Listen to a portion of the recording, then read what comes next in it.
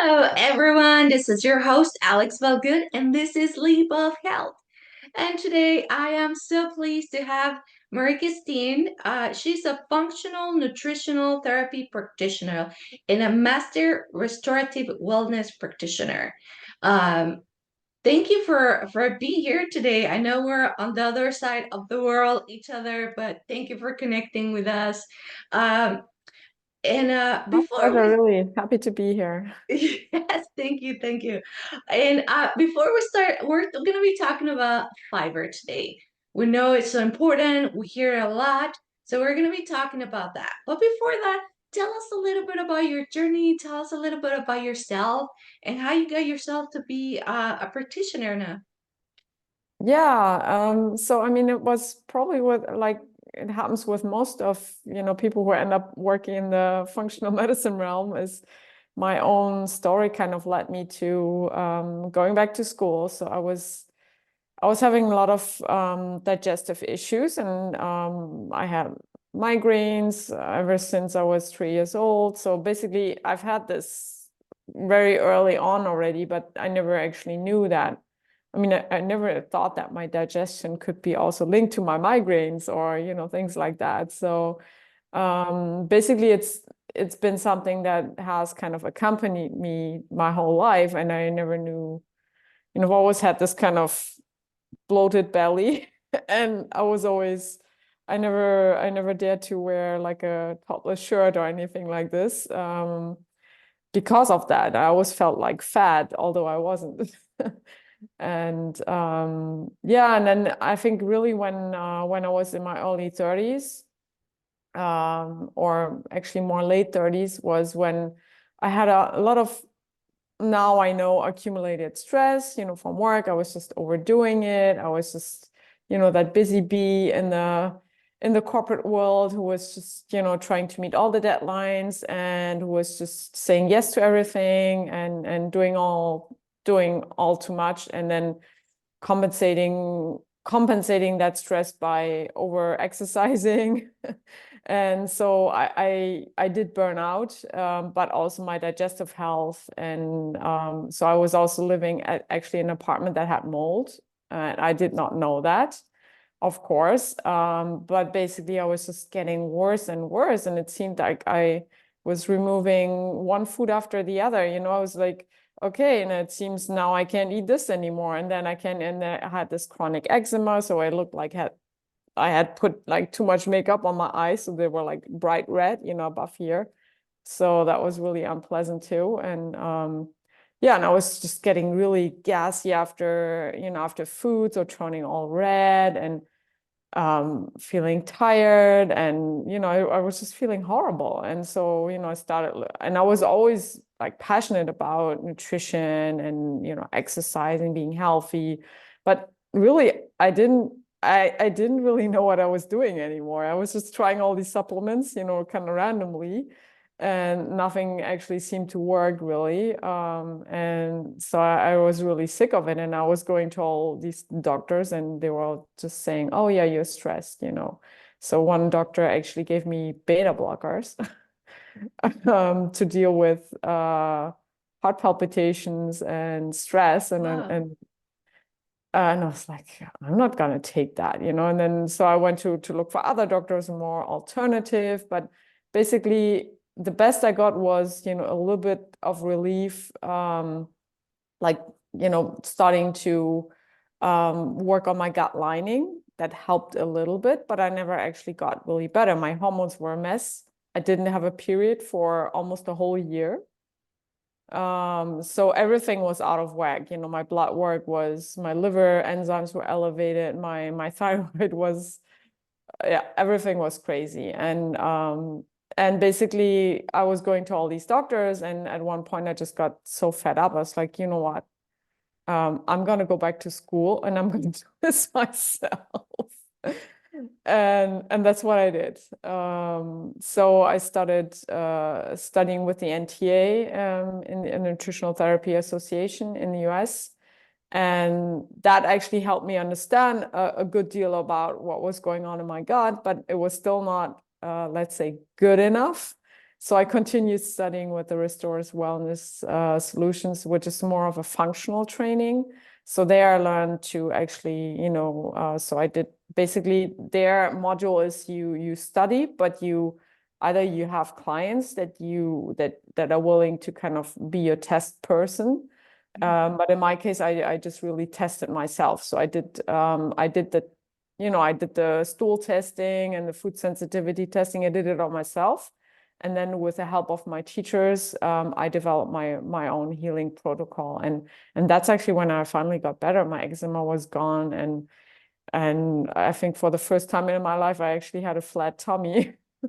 And I was like, oh my God, what's all this? My period came back, it was great. So I just continued on, studying with them, like doing all the levels, and also like the last level is really about autoimmune disease and mold and neurodegenerative diseases, and that's also when I kind of clicked and I was like, oh, actually, like 5 years ago or like now 6 years ago, when we did have mold in that apartment. I'm so sure, because I had all these symptoms, and I basically, my liver enzymes and everything was basically pointing to that. But at the time, I just, I didn't connect those dots. So yeah, and that's how I ended up basically being what I am today, working in my own, on my own, as an independent, and helping women, yeah, work on things like mold. But it's often actually the hormones that get out of whack, and that kind of, and that, or migraines, and that's how they come to me. And then it's often then you do find, it's always about, going back to working on the gut, and working on the toxins, and possibly finding mold in the house, and these kind of things. Yeah, no, thank you for sharing. I think it's just amazing, and it just blows my mind every time how the gut can control so many things, and how dysfunctional we can get once it's like out of whack, literally. Because you started as a very young individual having headaches, and nobody really thinks about that connection on how the gut can really No, I mean, basically they're affect. feeding you painkillers, which and that just makes your gut worse, right? So, I mean, you're really set up for failure from the beginning, because there's no solutions other than those pain medications, which are actually really, messing up the rest of your body. Uh-huh. Yeah, either that, it's super common, either the pen medicines, or they give you some sort of antibiotic because they think you have a bug somewhere. And that also messes up the gut. And I think it's just so important to keep in mind for everybody that's listening that a lot of these Western medicine that we use just so lightly, even like over the counter sometimes, really can damage how the gut works, what the gut has inside, which is like the good bio, or like the good bacteria, so if you want to think about it that way. And from Oh. there, like as you mentioned, it can really mess up a lot of things. You can have like crazy migraines, like your hormones get out of control too.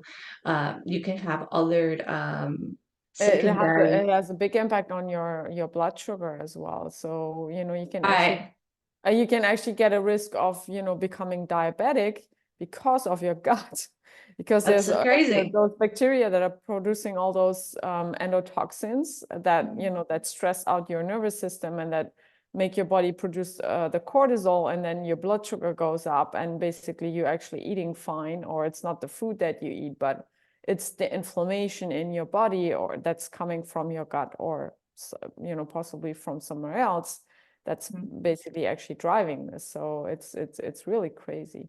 But it's also about the food really that we eat. There's so many, like the pesticides, they're as bad as glyphosate has the same effect on our microbiome than antibiotics. Mhm. So it's we're actually, with the way we live today, we have, I'm sometimes getting like devastated, thinking like how you can try to avoid these things, but there's the plastics everywhere. There's all these endocrine disruptors. There's glyphosate and other pesticides. So we're basically, you know, our water quality is getting so bad. We're having all these, you know, toxins basically in our drinking water, or we have it, you know, it's not only the water we drink, but we shower, we take a bath. It's what we absorb. So we're exposed constantly to all these toxins. So we're kind of poisoning our earth and ourself, actually, unfortunately. And yeah, it's kind of a vicious circle. And I wish I would know or have the key answer on how to break it. But yeah. Yeah, no, I think just, as for now, and as we keep on trying to find some sort of a solution for the like water, earth quality, and all these things, I think it is super helpful to just be aware that, all these outside events or things are still affecting you. But like, I feel like the more we know, or the more we are aware, I think we can definitely minimize them. We cannot stop them because they're like everywhere. Like literally, as you mentioned, there's plastic everywhere. I was reading an article where, now babies are being born with like some sort of a plastics, from the mom, and like nanoplastics and stuff like that. It's just like so crazy and so out of control. But I feel like, the more we know, the more we can take care of ourselves. And today we're going to be talking about fiber. Yeah. Why is What's fiber and how does it look fiber, and why is so important? Because I feel like people think of fiber and they want to just, they think about that powder that grandpa used to put on the water and they used to drink, and they're like, well, that's fiber. That probably helps, but that's really not what we're Oh, talking really? about That's here. interesting. That would not actually be the first thing that comes to my mind, but yeah, I mean, fibers in different foods and mostly in like all the veggies that we eat, they're very high in fiber. And yeah, and then of course some of the grains have fiber, more of the, you know, whole grains are high in fiber. Then there's things like flax seeds and psyllium husk that I love to use on a daily basis. That so basically everything that makes bulks up in our stomach and that kind of makes us feel full. And it's also I mean, the benefit of eating fiber is that it can absorb, you know, other things. So it can basically, in our gut, fiber can act kind of like a detoxification agent, really, in, you know, sweeping up things or bacteria and toxins, actually, and kind of help to excrete them. So fibers and why it's so important to actually eat fiber is because those good bacteria in our gut, they feed off those indigestible fiber that come into the large colon. So they really feast on these things, and that's how they grow. So ideally, we want to have as many of these, you know, good bugs in our gut. We want to have a happy gut, right? And so in order to keep them there, we need to feed them. It's like, you know, having a pet at home. And you're feeding your dog, so the same you do. I mean, you may think it's gross that you know, you're basically picturing these bacteria in your gut, but it's like, you know, they're like your little friends in there. And they're making sure that you're digesting well and that you're not having too much bloating, that you're not constipated, and they're really helping also with, you know, hormone detoxification and yeah, and also basically making you full, right? Because I mean, I always know when I'm traveling, I find it so hard to get enough vegetables.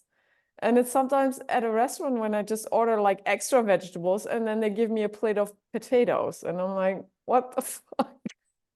So, um, so I feel it's really depending probably also on the country, but I feel like in most countries, when you order a dish in a restaurant, you get the meat and you get your carbs, you know, your starches, but the vegetables, they're often just a decoration because probably also most people actually don't want to eat them. Uh-huh.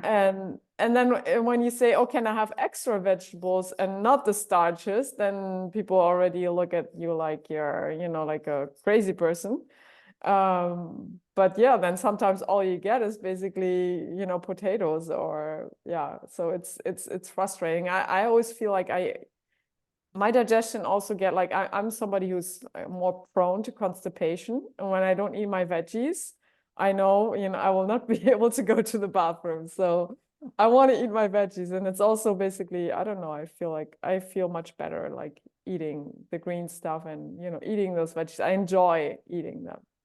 Mhm. And so, yeah, it can be hard actually when you're traveling to actually get enough fiber, and that may impact your sense of satiety, or, if basically how much it's just also filling up your stomach, right? So you're feeling full. So it's also something that could even help people who want to lose weight, um, basically do that by just adding more fiber to their diet. Hmm. Yeah, I think a lot of people goes days without even touching a vegetable, and they don't understand that really the big impact that vegetables and maybe like legumes and even fruits, because they have also a lot of fiber. Yes, of Uh, course, yes. they have the big impact that really happens to our digestive system, right? So if you're not eating fiber, as you mentioned, you can have some sort of constipation, or it's going to be hard to go to a restroom and things like that because you're not eating enough fiber. Also, too, I felt too, as you mentioned, I think it's a great point, is that uh, eating more vegetables will also make you eat less starch and carbs.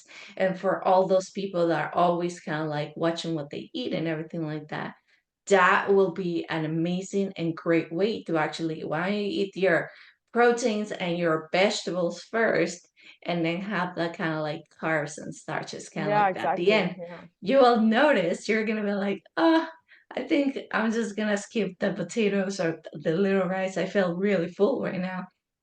And that's a really good way to eat in general. Yeah, yeah, I agree. Definitely. Yeah, you got it.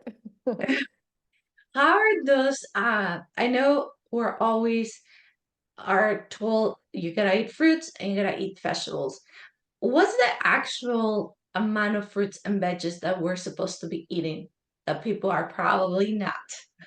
What's the amount? What's the good amount to like you should be eating about blah blah blah to this blah blah blah of veggies Yeah. and fruits so you actually maximize your gut system the way it Well, I works. recommend actually 1 to 2 cups of vegetables per meal. So three Mm, times per day. And about fruit, I mean, I do love fruit, but it is also very high in sugar. So I see this with many clients that um, they actually eat a lot of fruit, and they want to be healthy, and they think it's, good because fruit has vitamins. And I mean, but the sad thing is that actually, eating a handful of grapes is as good for your body or for your blood sugar as eating a handful of jelly beans. mm, So of course we agree that grapes are a natural food, and it's obviously a better choice to eat that, because the jelly beans will have like all the additives and chemicals and whatever. But basically the blood sugar response can be the same. So I never recommend to eat fruit on its own. mm. And there's other people who say, yeah, but you should eat fruit alone and before the meal. That's how because it basically goes right through you, and you digest it very, very fast. And that's when you could possibly get bloating when you actually eat fruit as a dessert, because Right. you basically just had a full meal, and then you add all these sugars on top, and some acid, and then it will just really ferment in your stomach, and you will actually get like, you will not feel well. So that's why I recommend that you eat fruit as a snack, but then not alone, but have a handful of nuts with it. Then you have some fiber, you have some protein, you have some fat.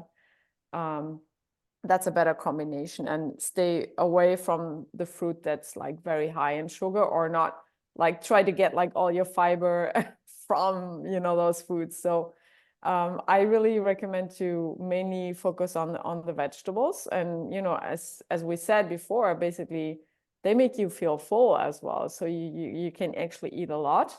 And I mean, vegetables, they're so high in, in vitamin C and in calcium, in magnesium, in potassium. So you're basically getting all these. And unfortunately, yes, the quality of the food that we can actually buy or, consume today is not as great anymore. But it's basically, everything that those plants get from the soil is also in the food itself, right? So you're getting all these vitamins and minerals, and a lot of B vitamins as well. So it's really basically feeding, not only feeding the bugs in your gut, but it's also, giving your body a lot of nutrients.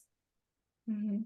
Yeah. And then I think for people who are not, as you say, there may be people who are actually not eating any fiber for days. So for those people, I think it's always best to slowly increase, because when you then go from, not eating fiber for days, and then all of a sudden you eat, all vegetables all day, you probably have like, you will probably get bloated and get like digestive issues, because your stomach is like, oh my God, what I'm supposed to do with this?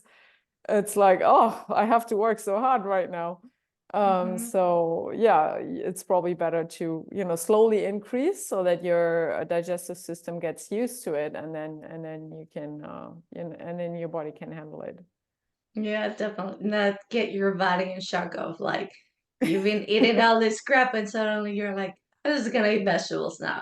Yeah, I So mean, do some people are like this, right? They read something and they go like, okay, tomorrow is the day, I'm gonna do it. And then and then they feel really not well, and it's like, okay, yeah, I tried it, but it's not for me. So exactly. Definitely, that's a great point to make. When it comes to fiber and vegetables and all these, don't just, eat 5 cups of fiber of veggies after you've been eating like all these starches and meats and all this. Because yeah, as you said, your body's gonna be like, this is not good right now. And it can cause other things. So definitely if you're not used to fruits and veggies, or a big amount of veggies within your food, just start increasing them slowly. I think is kind of like the better idea to start your fiber journey here. yeah, and And then I it's also probably paying attention to, not eating too much raw, mixing it a little bit, because the cooked vegetables are easier to digest for your stomach than the raw ones. So, and mix that up. yeah, so basically, when you're starting out, you probably want to not go on a, raw vegan diet like from one day to another. Yeah. Yeah, no, I think it's hilarious because you're so right. People see certain things and they're like, tomorrow, I'm gonna just go all raw diet for a month. And it could be like a big shock for your body. So definitely, I think just finding the balance of like some cooked, some raw, some a little bit of meat or protein, whatever protein you wanna get, and just kind of like eat your starch and your rice or all these kind of like at the end, just leave it at the end. So if after you're done with your veggies and your protein you're like, I still could manage a little bit more, then you could definitely eat that. But then you're gonna feel so much better because you're already ate everything that you were supposed to. Yeah. And and it probably, because I've been trying that, and it feels like when I do that, I really don't get to like the rice or the potatoes at the end. I get like a little spoon and I'm like, oh, that was good. I'm so full right now. And then you just feel so satisfied and full with what you just ate. Are supposed to starting with like mashed potatoes or potatoes and rice or like whatever you're having like that at the beginning, then you will probably not end up eating the veggies because you're like, I'm already full. I'll leave the veggies for tomorrow. But yeah, I Yeah, and think it's that's not actually how you feel at the moment, but it's also how you feel after the meal. Because when you're actually yes. having all these carbs, that's typically when people want to have when they need to sleep after, after a meal, or they feel like, oh, I'm just gonna So doze a tired. bit on the couch, or when you had lunch, like pizza for lunch, or this big pasta dish, and then you're like, I can't concentrate. I need coffee, right? And then you're just making things worse again because you're just, continuously, pushing your blood sugar up. So Yes. basically, it's also a way to, feel fuller longer by just, you can of course eat starches, but it's best to actually leave them for the end, because you have already the protein and the fat and the fiber in your stomach. So it's basically making that your blood sugar response will be much more stable after your meal. Mm-hmm. And as you said, And you will also consume less for sure. yes, and I Yeah. really like that you mentioned too, because I feel like we all forget this, and it's just like a society thing that I wish we can all change. When you said that we eat the desserts at the end, I don't know where this started, but we all do it. And some of us are like, like I know my family is guilty of this. Sometimes they give you fruit at the end, and I'm like, no, don't do it, because as you mentioned, once you eat the fruits at the end of your meal, it's just really, as good as the fruits are for you, it really has this like bad effect within your digestive system. And I think we all just forget about it because it's so delicious. And we've been doing this for like our whole lives. You go, you eat, and what do they tell you at the end? Do you want some dessert? And you either have sweets or whatever, or fruit. And it's just like, if you were doing really good with your food, now it's like it went down the drain with this. Well, I mean, as I said, like with the carbs, the same as with dessert, actually, when you have something sugary, it's also best to actually have it, after a healthy meal where so you basically have already good food in your Well, stomach, and then you add a little bit of sweetness on top, then it will not impact your blood sugar that as much as just having the dessert, alone, for sure. But yeah, I mean, usually I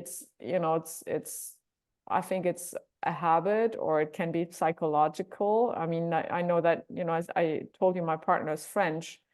I mean, the oh, French are, I like dessert is, you have to have dessert. And that's great. I I love it. I mean, I actually didn't grow up that much with it. We didn't really, like the way I grew up in my family, we would not necessarily have dessert always. I mean, it's definitely when you go to restaurants, it's always there, right? But for me, it's like really, I mean, I love drinking like an espresso or coffee, after my meal. Um, but really when I had like when I'm full, when I'm good, I don't need anything else. So it's sometimes, it's maybe social, or it's about the habit that you always, have this. And I notice also when I'm in France, actually the portions are smaller. So actually you're obliged to have the appetizer and the entry and the dessert Mm-hmm. almost to actually feel full, because it's made that way. And the restaurants, they all serve these three courses always. But yeah, like in other countries, it's not that. It's I mean, if I just have an entry, that's all I need, So and I maybe not be able to finish it, and then they ask for dessert. I'm like, no, I'm okay. Yes, I think the key too is, as you mentioned, if you are get full with your, main dish, rarely you're gonna wanna have the dessert anyways. But yeah, just to keep that in mind, that to kind of like don't have fruit at the end because it will ferment what you Yeah. just said. And there's actually something that you can do to cheat a little bit with the starches is, you can turn those starches into prebiotics, fiber. Mm, So that makes them indigestible. So basically, when you have, potatoes or sweet potatoes or rice or even also pasta, um, so when you cook them, the how you say that again? The starch. Yeah, I was thinking in the so the starch is basically transforming, right? And then when you put it in the fridge, the starch is transforming again, and it actually went in a cold state. It becomes undigestible for your stomach. So basically, it will end up like that in your colon, like all the in your large colon, like those fiber from vegetables that will feed the good bacteria. So Mm, the trick is basically to eat, you can eat those foods again at like room temperature, but not to heat them up too much, so mm, that you don't change the consistency of the starch. And that way you're actually having less of the carbs, but more of the fiber. mm. Yeah, Yeah. it's like a nice little trick. I think they call it resistant starch or something like that. Can't Yeah. remember. Something Yeah, like that. yeah, Yeah. exactly. It's prebiotic or fiber or resistant starch. Yeah, that's it. Nice. Awesome. Yeah, I think just seeing things in our plate different will really make a big difference with how our gut works. What are some of your best or favorite vegetables that you use for like, oh, I need to get in some more fiber? What are those to go to vegetables? Oh, that's a difficult question because I actually love all the veggies. Um, oh, yeah, I mean, I eat a lot of greens, like different salad greens and arugula, and I love broccoli. And broccoli is also really great for hormone balance because it has a sulforaphane. So I love cabbages as well. So it's same actually. So it's really good to support your hormone detox, your estrogen detox metabolism. Mm, Um, yeah, there's something I wanted to say actually that I'm not forgetting. I was just about to say something when you asked me that question, and I forgot about what I wanted to say. Right, spinach. mm, So spinach is actually a vegetable that I like, also kale, but it's very high in oxalates. And right. I remember when I actually, when I was at that time where I was actually feeling unwell, I was doing those smoothies in the morning with spinach and blueberries and almonds. Basically, all those foods are high in oxalates. And I was trying to, have that kind of like a gut healing smoothie, with psyllium husk. And so I was adding all this fiber as well, and healthy fats and collagen powder. So everything that's good for the gut. But the veg and I mean blueberries, I love blueberries as well. They're such a great food. But basically all these things are high in salicylic acid and oxalates, and that can actually add to inflammation, and it can create, even like, yeah, you can get like arthritis, like pain in your hands or joints, people can get kidney stones from it. So it's really, and it also depends on your genetic makeup, how well you're dealing with these things, how well and again, on your gut, because if you don't have that oxalobacter in your gut, which I don't have, that's actually there to, to get rid of the oxalates. Mm-hmm. Um, yeah, then that's not helping you. So, sometimes we can also, there's all these healthy foods. Also, beets are very high in oxalates. So it's, all like healthy foods, sweet potatoes too, um, raspberries. They're all like, more low sugar and, kind of known like superfoods. But when we overdo it on these foods, we actually Mm, get the contrary. So although we get the fiber, yes, but we also get too much of other things that can, cause more inflammation or make us feel unwell. So that's why actually I love spinach, but I prefer like cabbages, like broccolis. That's more what I cook. And I mean, I will also add spinach too because I just like it a lot, but I will be mindful of the quantity I'm having and not eat Mhm. it like too often. Yes, I So I, knew that about the spinach. I didn't know beets have are high on oxalates too. yeah, With these type of vegetables, does it cooking them minimize the that or not a really? little bit, but not much. Yeah. Okay. Like how will be like the so for like I love beets, so I kind of like eat them a lot. And what would your recommendation will be like for people that, like you said, people does a lot of healthy quote unquote like juices, but what will be a better way to do it or like the amount? Can we just do it like once a week if we still want to get some Yeah, I intake think of it's really veggie? about the amount. I'm also eating beets. I love them and like raw beets in my salad. Also the beet greens. Yes, they're they're awesome. delicious. Yeah. Yeah, exactly. So I'm always about like, eat everything, but don't overdo it. And then Hmm. I also am mindful, like when I have spinach, I will not have beets and sweet potato the same day. So that, Oh, got it. basically, Yes. don't like put all your eggs in one basket, like, spread it out over the week. One week, one day you have beets and the other day you have some spinach and then the other day you have almonds and Yes. but yeah, it's sometimes it's also seasonal. I think with all the berries in summer, or that some people they and I also I love raspberries, I love blueberries, and then people will just eat a lot of these foods Like every day. and then even like kids, it's even been linked to like ADHD and Boy. like Yes. hyperactivity. So um, you think you're doing a great thing, giving your kids berries to eat, and then they are all, acting strange and being aggressive and angry and We so can yeah, never I mean, win. We can never win.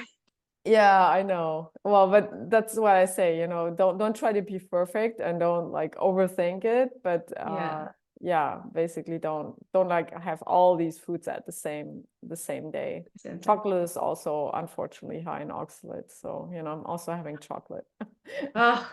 So I'm having all these foods, but I'm not like having high amounts and like uh eating them at the same All at time. once. Yeah. Yes. I think that's a good tip because like you just said all these things and I'm like, I think I just had all of them the other day on my plate. Like I think I Well, had but I mean, like as I said, maybe it's not, but some people can get yes. it can cause No, headaches it's or true. migraines Yes. or these kind of things. So if you're getting them, then that may be why.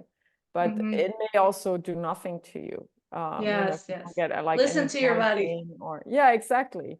So you don't need to over worry about something that may actually not be affecting you. As I said, I don't have that oxalobacter in my gut. Yes. But maybe you do like have a good abundance of it and it's helping you to actually safely excrete those things. And then you Yeah. can also, what I do is like you could do like Epsom salt baths or also magnesium. I usually don't recommend to take magnesium citrate because Mm, it's good for constipation, but it's not really a form of magnesium that's like very high absorbable. right. But it's actually good for helping the body to excrete oxalates. So, it's also something that you can do too. So there's always Oh, things that you can do to, yes. Little help tips right help there. yourself and your body.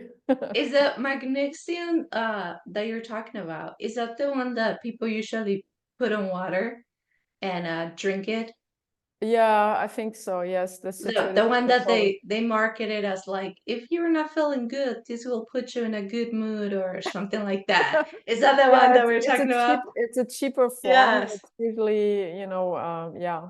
I mean, I think most of the industry has actually caught up to selling the glycinate, which is Yes. what's better absorbed and what's actually what I usually recommend as well. But you can still find, especially like, over the counter, like Right. drugstores, pharmacies, they Uh-huh. will probably have that stuff. Yeah.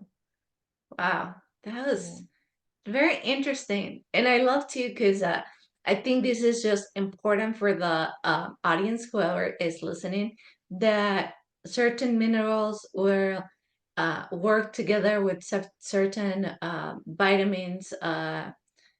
So like there's these kind of like dance between sometimes the minerals and vitamins and how you eat them and how you absorb them and Yeah. how they can be beneficial to detox in certain things that you're eating. So I think it's great, so people really understand that, yet sometimes we want to do good, as you were doing, as I was doing, on like trying to do all these smoothies and putting all this healthy stuff, but at Mm, the end there end up you hurting you a lot more than helping you, especially if you overdo it. And I think that was like the main thing yeah. that I got from our conversation. It really, you can't overdo like eat beets 3 times a day or like every day. Just really the balance is so important, and just Yeah. kind of like mix up things here and there. So yeah, that was really good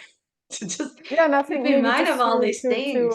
finalize this is, just eat the rainbow. That's what I always recommend. Like eat a little bit of everything, and try to get as many colors as possible, because all the colors will give you different nutrients, different minerals, and basically that's how you cover your bases, and like getting everything you need.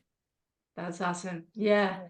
I think that's just like the main thing. Eat your rainbow and don't be afraid to try different things that you have never tried, because they're gonna be super delicious, whether it's Yes. red cabbage or golden beets or you know chard, gold, rainbow chard, anything. Even though you see them different, and you have never tried them on your plate, definitely go out there and try new vegetables, because they all have this deliciousness with them. Yeah, I love that. And I mean, sometimes it's just about finding out how to prepare them so that you like them, right? So it's a way of cooking them. And I mean, even like my partner, he hates vegetables, but now he actually, we've been together for a while, and he actually, so I'm like not giving him the option. I'm just, making him mixed dishes where he basically, the vegetables are always there. And he's Yes. actually said to me like, actually I start to enjoy eating the vegetables. And he hasn't grown up with this. He's not like, his palate is not used to these things. Mm-hmm. So I found a way of, I know what he likes, so, and I'm making that and just adding all the veggies in it. And then he's like, yeah, okay, I can actually eat that. So That's great. it's also about, your palate will definitely evolve. So, if there's somebody who's listening who's like, nah, I hate veggies, and they all like, they taste like diapers, then I mean it's about, I really would like to encourage everyone to keep on trying, to try different things, and not, if you have one bite and you're like, oh, that's gross, just try to cook it or put it in, think about like, is there a specific dressing, or like a dish that you like, like a um so what I make for my partner, for instance, is he likes basically the kind of, it's kind of an African type dish where you have the peanut sauce. So Mm, I basically make that, with chicken, and I add peanut butter, and but then I put like a whole bunch of frozen veggies in it, like mixed veggies, and then it's within that, he has the sauce, and he has the chicken taste, and he has but then he has the veggies as well, and he eats them. So yeah. just think about like what type of sauce or kind of dish you like, and are you able to actually put vegetables in there. And I think that also works well for kids who are like, nah, I don't want to eat this. So Mm-hmm. it's sometimes about the consistency, or not seeing those things, or like, you know making a tomato sauce and adding and onions and carrots, and you can add some spinach or, Mushrooms. Yes. yeah, and broccoli. And if you're like, oh my God, all these vegetables, then blend it all up and it looks like tomato sauce. And then but it actually has, all these Oh, that's wonderful great. things that you're not seeing. So Yeah, no, I think that's an amazing tip. And two, for them, for people that's listening to think about it, our palate changes. So maybe something that you tried 10 years ago and you were like, that's gross. If you try it today, you might really like it. And I think definitely, yeah. and I think we forget about that because it is so true. Like whatever you really like long time ago when you were a kid, when you try it today, it tastes different. You Yes. might still really like it, or you might be like, oh, I don't remember it this way. So I think that's a really key point to keep in mind that, when it comes to trying and you were like, nah, I hate cabbage. I don't like this or that. Uh, Try it today. Try it in a month. Because you might actually now love it and you don't even know. So I think, yeah. Yeah, or try making a dip or something with it that will actually Hmm. make you enjoy, eating it. Yeah. No, I think it's just fascinating. I mean, I love food. I don't have that problem in life. I Yeah, I love can tell. vegetables. I love everything. And, if I haven't tried a vegetable, I'm like, oh, I've never seen this. I'm gonna go ahead and try this. So just be excited about food. That's the one thing, the one activity that we will do until we die. So why not enjoy it and keep on trying different amazing dishes, amazing vegetables, anything that you have not tried, go ahead and try it. That's just like the gift that we have as humans in this planet. You can go and try as many things as you want. So I think it's just Yeah, definitely. fantastic. Yeah, I agree.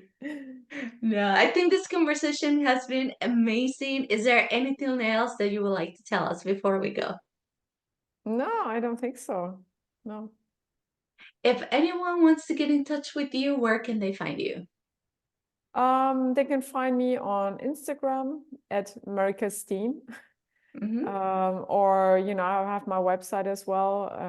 And I'm also I have a Facebook page. So it's all my website is marikasteen.com. So Hmm. maybe we can put that in the notes because I appreciate people might be having problems writing that, spelling that out correctly. So, and on my website, you basically can find everything. I do have a cookbook actually. I have a hormone quiz and some other like free resources that can all be found on my website. So that's probably the best way to start. And I have a blog with also, where I talk about like this tons of articles about the fiber and gut health and Hmm. probiotics and prebiotics and postbiotics. So if anyone's interested, then definitely check that out. Yes, yes. I will put all your information in the show notes for anyone that wants to get in contact with you, work with you, or that they have more questions about the gut and foods Yeah, and sure. I love recipes to talk and all about that that. stuff. So don't hesitate to reach out. Yes, I will definitely do that. And for everybody that's listening, if you want to know more about me, you can find me on alexvelka.com. You can find me on Instagram, Facebook, YouTube, Twitter, pretty much everywhere. Also, remember, if you haven't grabbed a copy of my book, you can find it on Amazon's and Barnes and Nobles. It's called Parents Are Greatest Teachers. Thank you, everyone, for being here. Thank you for connecting with us today. My And pleasure. It was please, so much fun. yeah, it was really good. And please, everybody, have an amazing and blessed day.